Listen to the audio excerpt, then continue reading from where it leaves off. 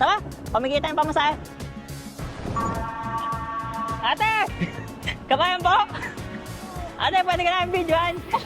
Tatanungin ka namin magkano gastos mo sa commute. 1 month, aabot ng 800 ako eh. Pero saan po yung baba nyo? DIP. Bibigyan ka tayo ng libreng Noel card na may 100 dirhams.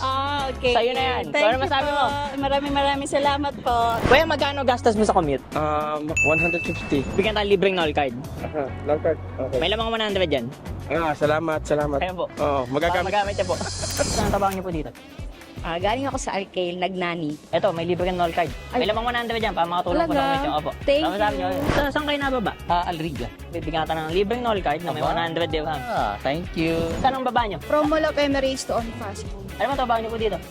Admin po.